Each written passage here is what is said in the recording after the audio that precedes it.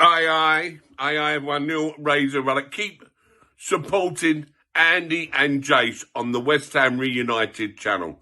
Don't forget to subscribe. Don't forget to subscribe to the West Ham Reunited channel. Keep supporting Andy and Jace. Aye, we are massive. How many you irons? Subscribe. West Ham Reunited channel. Aye.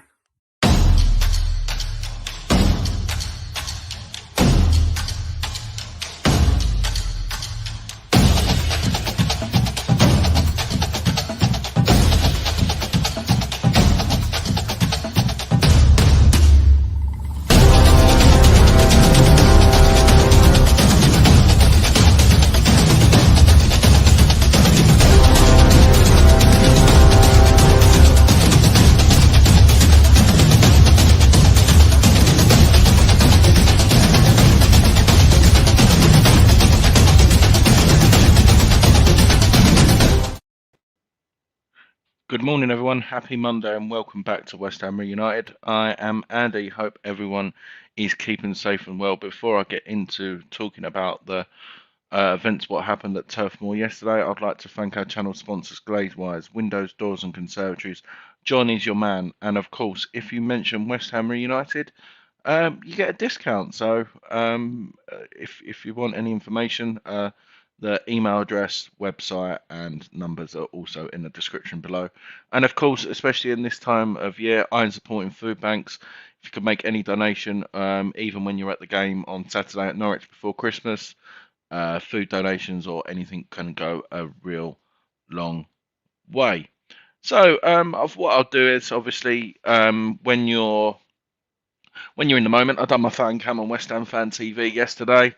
After the game, I think it's a bit hard to sometimes emotions and stuff really do come out, and maybe you do say wrong things, and maybe you just need some time to reflect on the events, what did happen. But first of all, I'd like to get into it. Obviously, the starting 11. There was rumours circulating that Aaron Creswell and even Craig Dawson, to be fair, who may be injured or even struggling or not making the game. The good news for us was that Craig Dawson did play. So we started up with Fabianski in goal, Soufal right back, centre half pairing of Issa Diop and Craig Dawson and Arthur Masuaku with excuse me, Declan Rice and Thomas Souček playing in front of them. And then we had a front three of Manuel Lanzini, Saeed Benrahma and Jared Bowen behind Mikel Antonio. I'm not gonna lie. When going into this game, you do expect with that 11, you do expect a decent performance. To be honest, obviously the team's playing well. Obviously the highs of playing Chelsea last week. When you do get round to start beating teams like that, you do expect a positive result. I'm not gonna lie. You really do, and obviously we started off very well. Nick Pope, I'll get on to him shortly, but Nick Pope was very tested in both halves, especially in the first half with a couple of great saves, and also the player who really impressed me the most yesterday was Arthur Masuaku. I thought he had a very amazing game. Defensively, which I'm not going to lie, did concern me, but also offensively, heavily involved, getting to the byline and doing what he does and crossing the ball in. Very unlucky on a couple of occasions, and of course he had that looping volley, which I'm not going to lie, where I was sitting, I thought that may have nestled in, but we started off very well. Issa Diop causing a great save from Nick Pope, and the way we started, I thought it was just going to be a matter of when we're going to get the goal, but unfortunately it didn't happen in the first half. Let's have a look.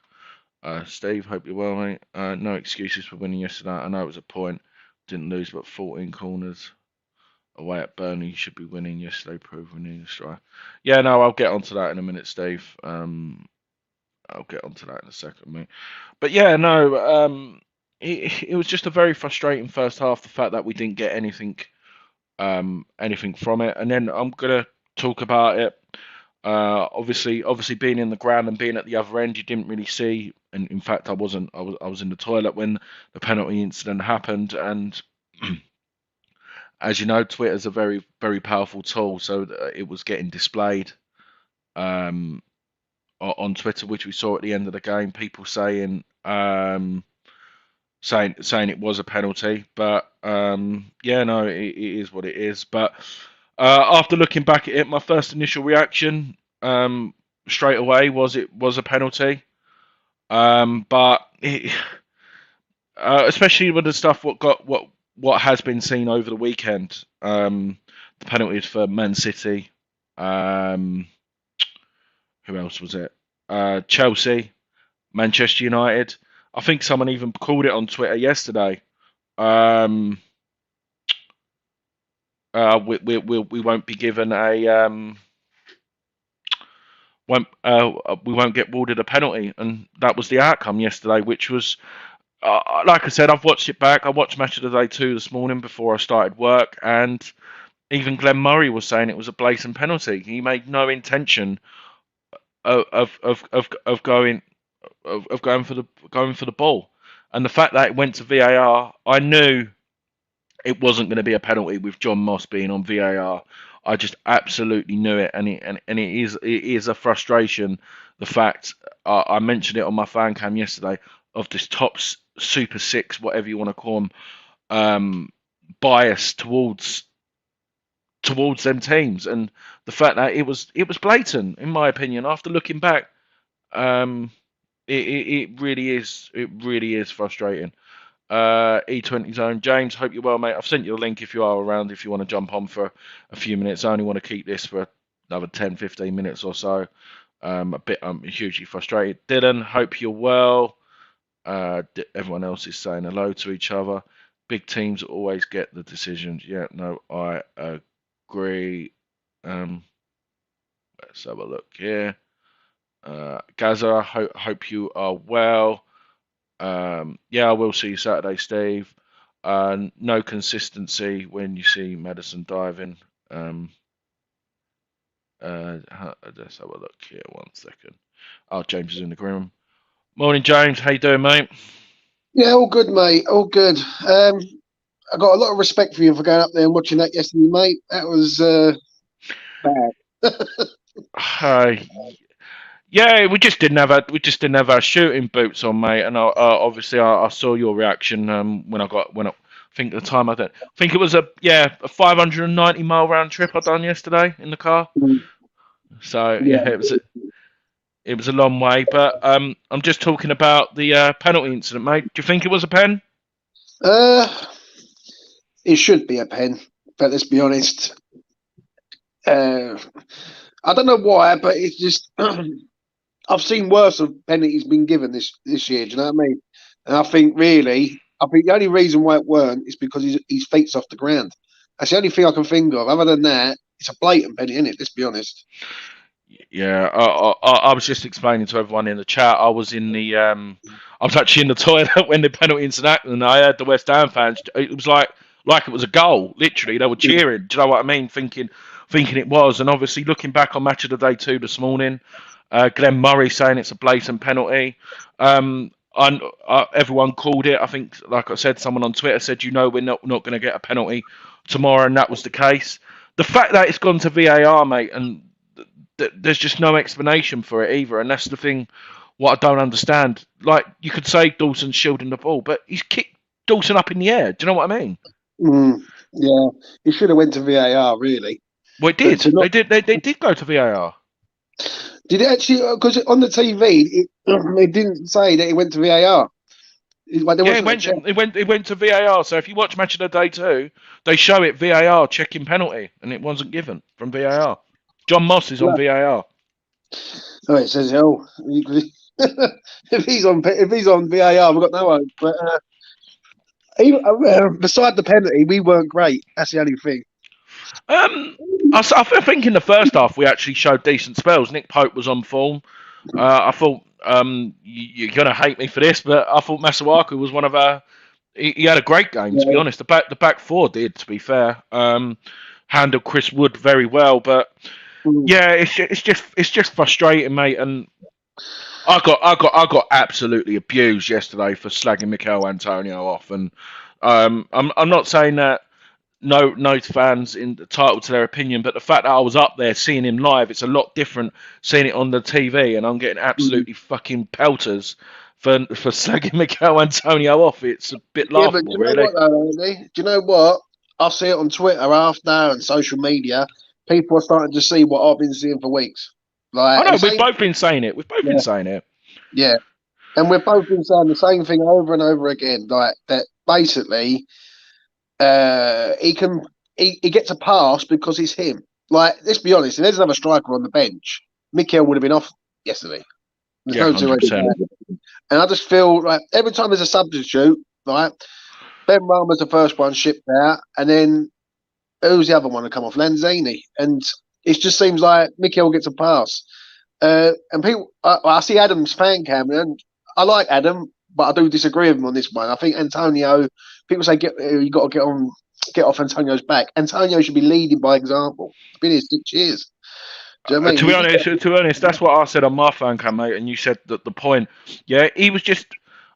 The thing is, what I couldn't understand. I don't know whether Moyes said maybe target on the left, but Ben Mee and Taylor were both on yellow cards in the first half. Why are we just not bombing down that side and trying to risk them getting a tackle? Do you know what I mean? So something very different. And Antonio's movement was shocking, and I got abused. Whoa. I had to delete some of the comments. On the end, I deleted the tweet because I said Mikel Antonio's turning into arrogance because playing to Jamaica. But Jamaica's a two-bob team. Doesn't matter. He thinks he's a fucking superstar now. Why can't we say that he's not? I'm judging players on game-by-game basis, and Mikel Antonio, I don't even think he was a 4. He did not offer us nothing. The last time he scored was against Leeds away. Oh, Spurs, sorry, yeah. Yeah, 7 Spurs games ago. Yeah. And basically, since then, he hasn't really done a lot.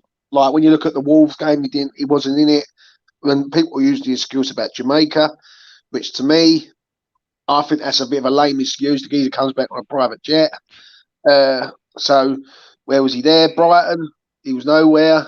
Chelsea, first half he was shocking. Second half he was decent. I think 20-minute spell, mate, he was decent. But apart from that, in the Chelsea game, I think he didn't really offer us anything. If I'm honest, I think he's slowly declining.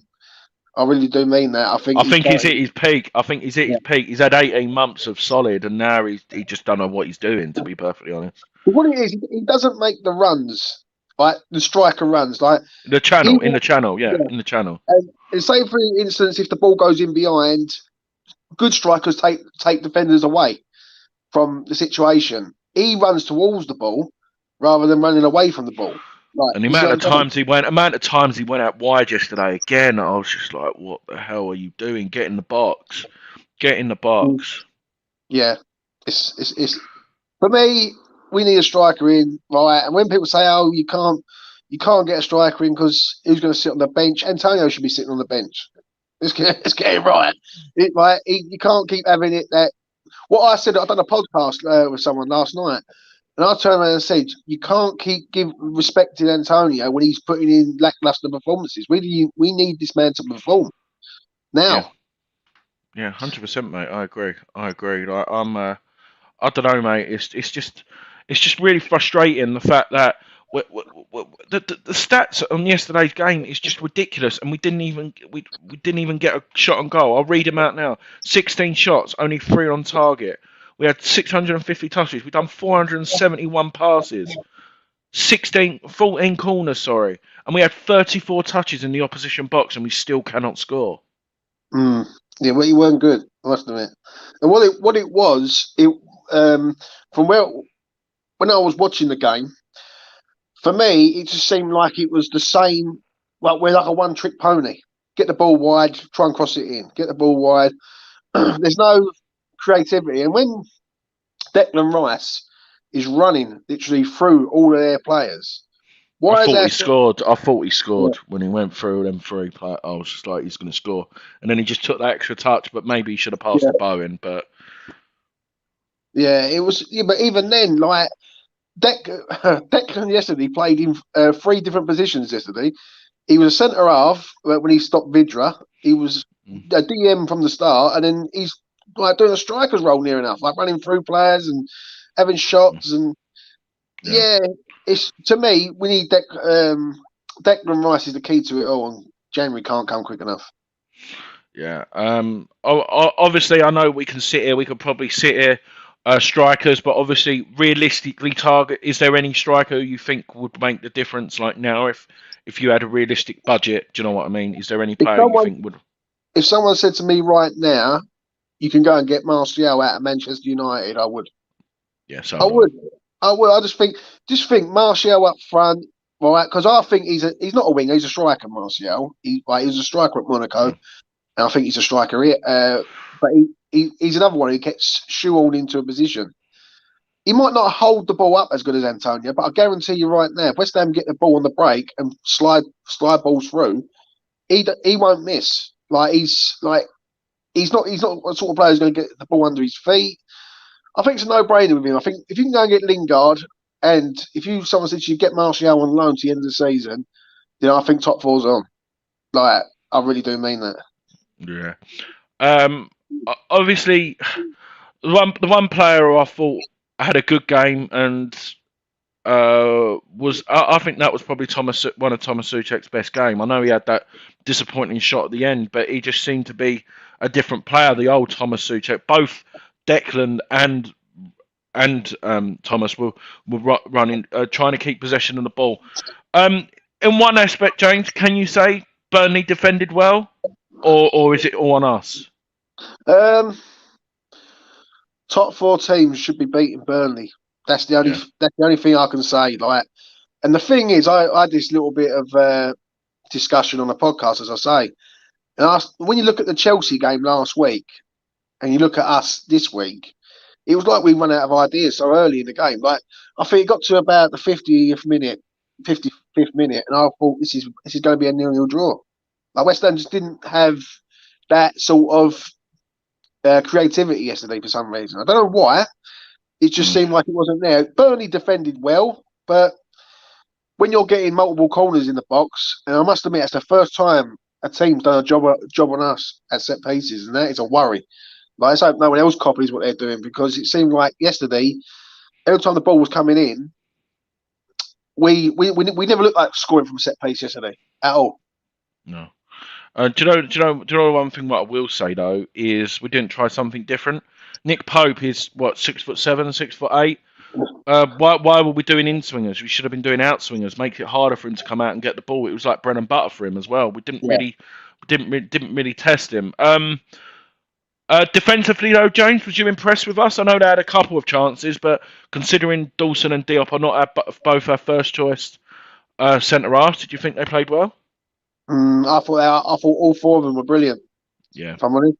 I thought Masuaku, for how much he can't defend, he done all right yesterday, I must admit. Going forward, he's very good. I think his crossing needs to be a bit better, but other than that, he's all right going forward. But defensively, sometimes I worry about him. But I never had no fear that Burnley was going to get him behind that defence. No. So I thought he was pretty good. I thought Dawson and Diop done well. I thought Kafal was the best of the 4, though. I thought he looks like he's back to his best, Kafal. Yeah. Jared Bowen, James. Obviously, he had probably one of the games of his life last week against Chelsea. He just seemed to be getting more and more closer to Mikel Antonio. It was like we were sort of pushing into a 2 up front. Do you reckon that worked, or was it just for me? Bowen should have been staying out wide and cutting in. I remember Leeds away where he was absolutely outstanding. He just seemed to be running into a few players. I thought he played well, but he wasn't having that reaction. Do you know what I mean? Well, it was what I could understand. It's the 80th minute, and Mikel Antonio's our right winger, which to me says that he's so knackered from being up front. They've bunged him on the right wing for the sheer fact that they've got nowhere else, and they don't want to sub him. And I thought Bowen was decent yesterday. I do. I thought they was all decent to a point, but it's just nothing there yesterday. They weren't all on the same wavelength, were they? Yeah. The front four. Like one of them, I think it was probably two at a time. Like Ben Rama, obviously he was very unlucky with that header, but he had a couple of shots. Don't get me wrong. I think one of them looked very close from where I was sitting, but we don't seem to shoot from outside the box. Well, Mikel Antonio did, and I think he had snow on it. At least been shot. But do you know what I mean? It. When you look at it now, I respect the point, but it is frustrating as well, isn't it? The thing is, right, we've got too many players in that front four who's not a master of one trade. Like Mikel Antonio's a right winger by trade. That's what he done for the vast majority of his career. So his tendency is to drift out to the wings. Like Bowen is technically a winger, right? But he's gone up front. Ben Rama has never been a striker, or he's always been a wide man. And like it just seems like we need someone who's in the box like all the time, not drifting left or right. Someone who's naturally in the box, who stays there.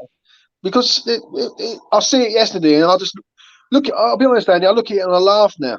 I laugh. I just think, why is he crossing balls in when there's no one there? It's common sense. You wouldn't do that on a Sunday league, would you? Let's be honest. Like you wouldn't say to the striker, go wide and cross balls in to no one, basically. Obviously, Vlasic made an appearance yesterday.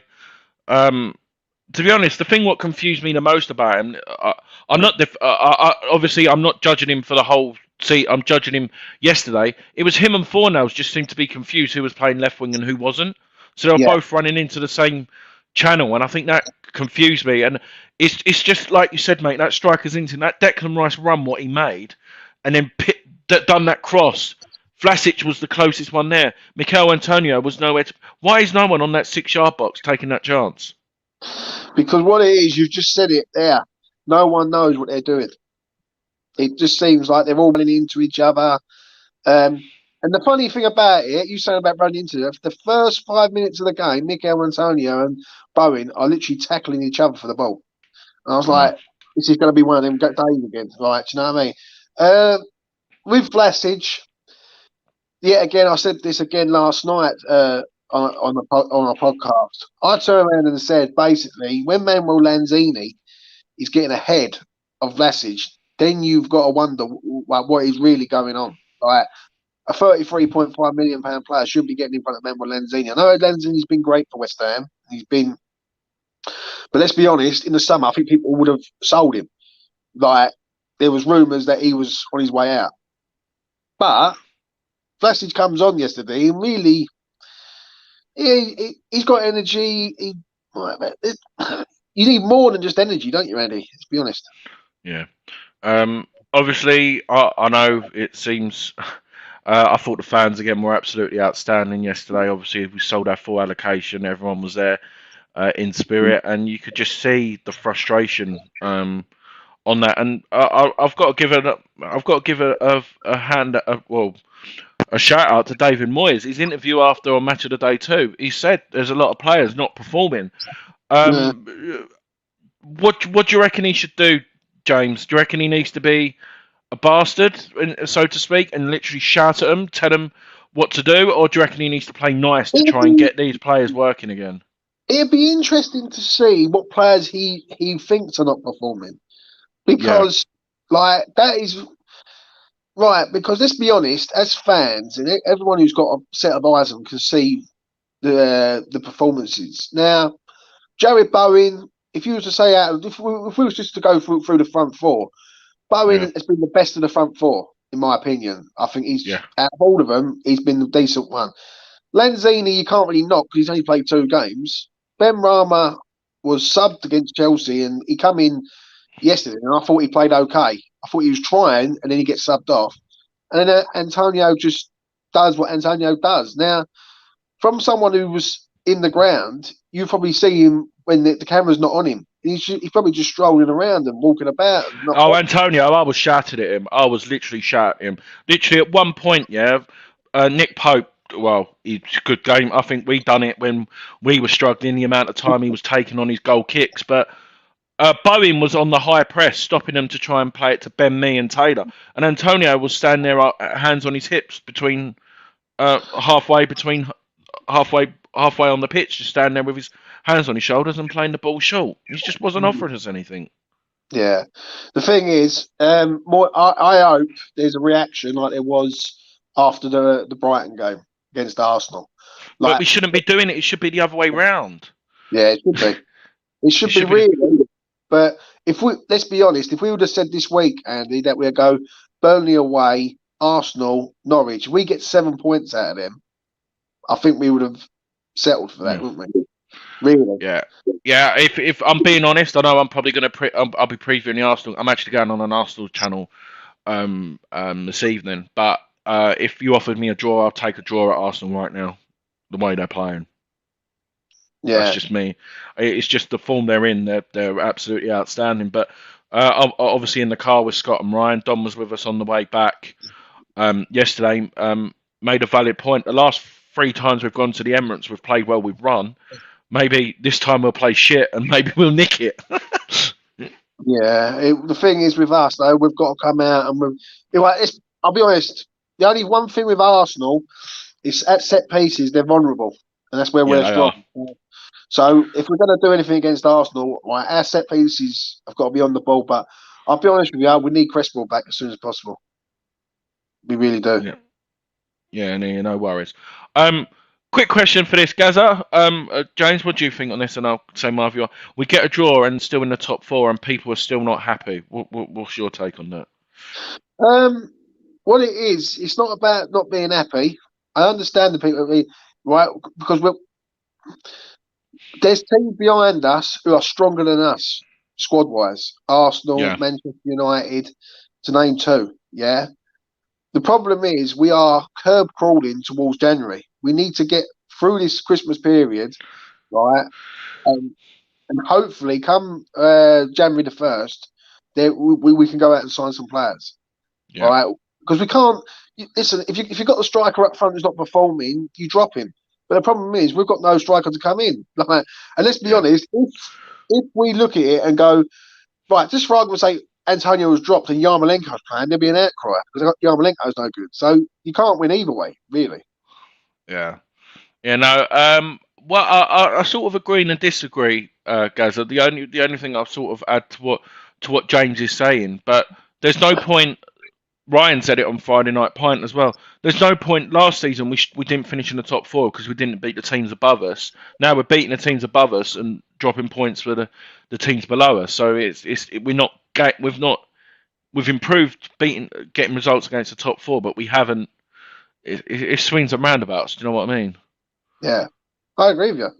I really do. Let's have a look. Yeah, sorry, the fucking things are thrown. James, on reflection on it, the substitutions. Do you reckon? Do you agree with them? Do you reckon they should have come sooner? For me, Pablo Fornals should have come on maybe 10, 15 minutes before because he did come on and he tried to make a difference. And but I was surprised with Ben Ram. I thought maybe Antonio should have come off and Fornals should have come on. Do you agree?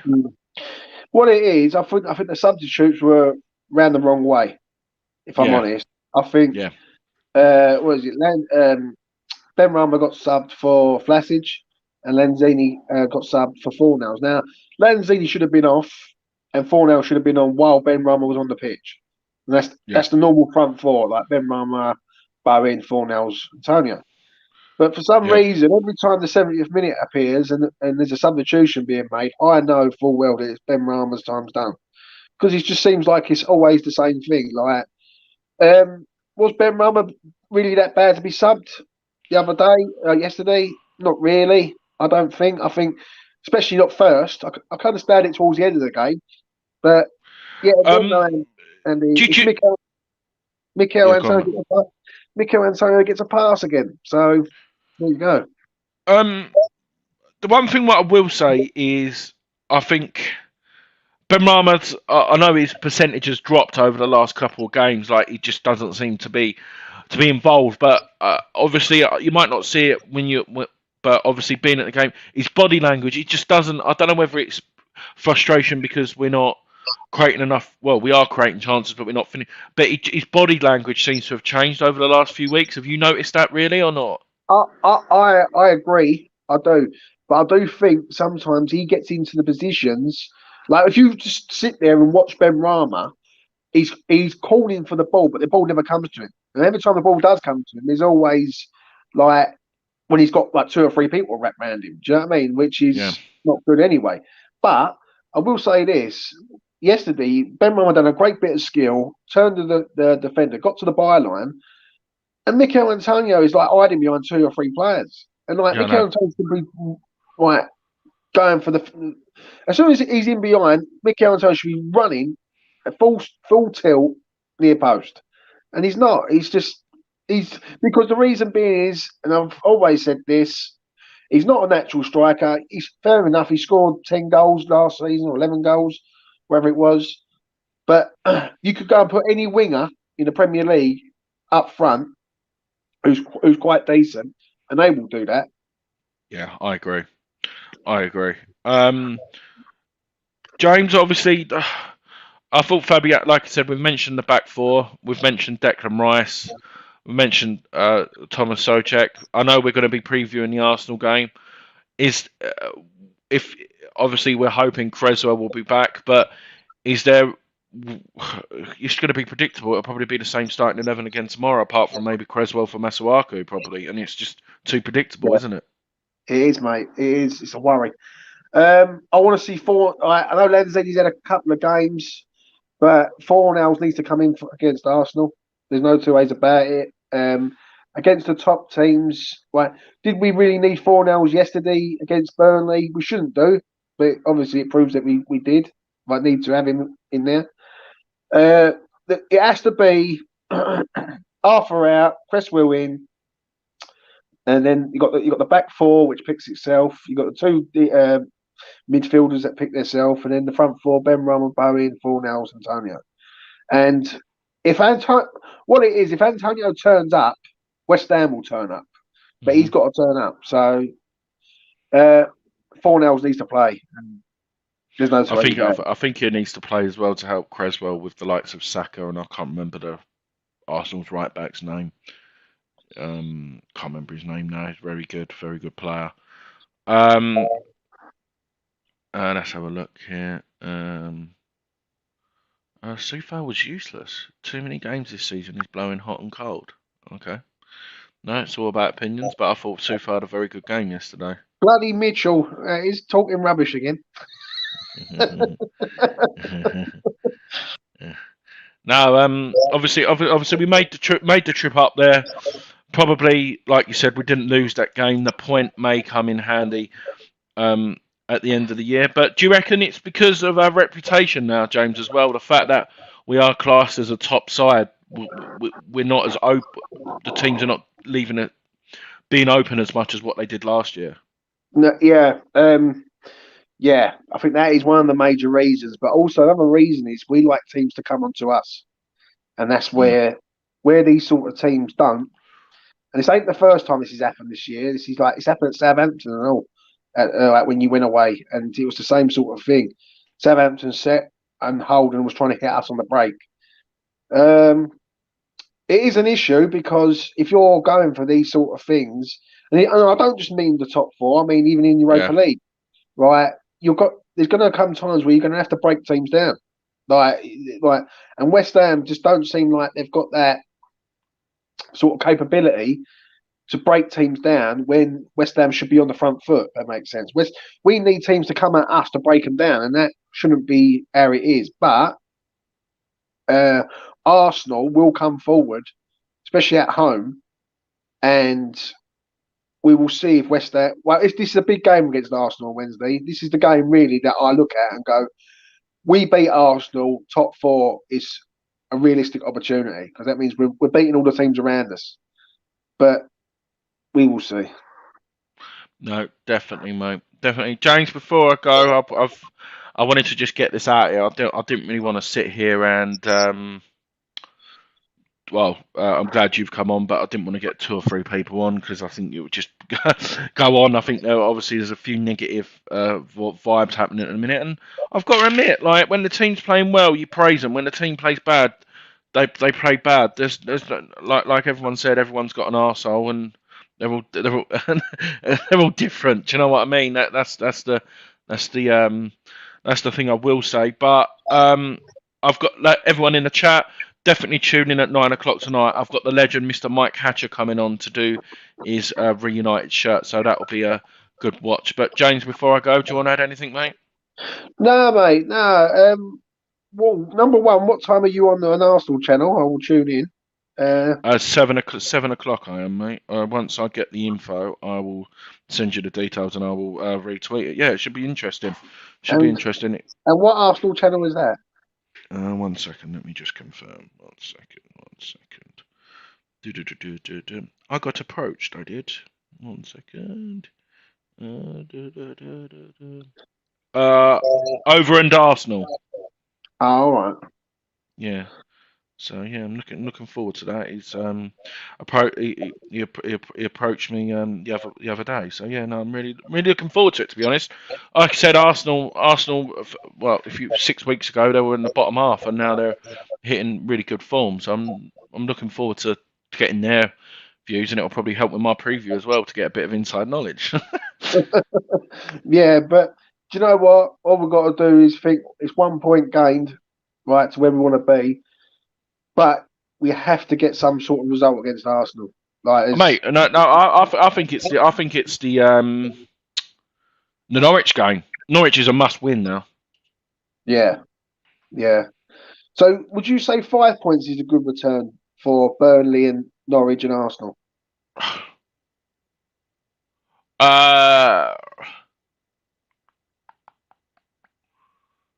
It would be, but like you said, now the Burnley game's gone. Arsenal win. I don't know. I've just got this funny feeling that we're just going to turn up on Wednesday, and Arsenal have just showing. I don't know. They're due a bad result. Yeah, aren't they?